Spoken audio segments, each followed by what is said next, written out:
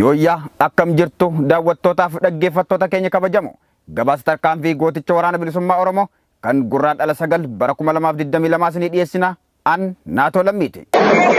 Irree fi gaachanni uummata Oromoo gootichi dachee Oromiyaa warri diinaa harcaasu waraanni bilisummaa Oromoo Oromiyaa kutaalee garaagaraa keessatti waraana sirna PP kan ilmaan Oromoo dararuu fi sirna kolonii irra bubbulchuuf bobbaate adabuu jabeessee itti fufee jira. Irree fi gaachanni uummata Oromoo gootichi dachee Oromiyaa warri diinaa harcaasu waraanni bilisummaa Oromoo Oromiyaa kutaalee garaagaraa keessatti waraana sirna PP kan ilmaan Oromoo dararuu fi sirna kolonii irra bubbulchuuf bobbaate adabuu jabeessee itti fufee jira. Haaluma kanaan gabaasa tarkaanfii gooticha waraana bilisummaa Oromoo zoonii kibbaa godina Gujii Bahaa sagantaa keenya guyyaa kaleessaa keessatti lolli akkuma itti fufetti jiraachuu ibsuun guutuu gabaasa isaa sagantaa itti aanutti qabannee isiniif dhiyaanna jennee gabaasa guutuu akka itti aanutti qindeessinee dhiyaanneerra.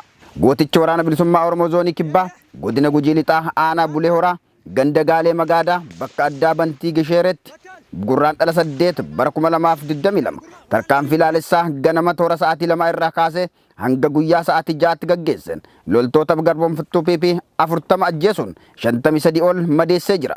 Waraanni sirna PP reeffaa fi madoo ishee konkolaataa Isuzu Paatroolii fi ambulaansii 10 fe'attee gara magaalaa godinaatti deemtee jiraachuunis beekamee jira. Gama meeshaatiin PKM 1 fi kilaashii Akaamaa 11 hidhannoo guutuu waliin hiikuun galii qabsoo bilisummaa Oromoof oolchee jira. Haaluma kanaan guyyaa makanaa gootichi waraana bilisummaa Oromoo zoonii kibbaa Cibraa Laga Dambii aanaa Sabbaa Booruu ganda Siree Buqqee iddoo addaa Qilxaabee jedhamutti waraana PP kan paatroolii 4 deemaa turte irratti tarkaanfii fudhateen loltoota PP 6 battalatti ajjeesuun 8 madeessuun injifannoo boonsaa galmeessee jira. Gootichi waraana bilisummaa Oromoo Cibraa Laga Dambii godina Gujii Bahaa aanaa Sabbaa Booruu magaalaa aanaa Darmee keessatti guraandhala 9 bara 2022 ganama irraa tarkaanfii laalessaa fudhachaa ture. Bifuma wal fakkaatuun gootichi waraana bilisummaa Oromoo zoonii kibbaa Cibraa Soddon Booroo bakka addaa Marshaa jedhamutti lolaa ture. Guutuu gabaasa lola kanaatiif xumuraa lolaa kanaatiin booda akka arganneen isinii dhiyeessina. Gootichi waraana bilisummaa Oromoo zoonii giddu galeessa Oromiyaa godina Kaaba Shaggar aanaa Kuyyuu magaalaa Ulaa Uummoo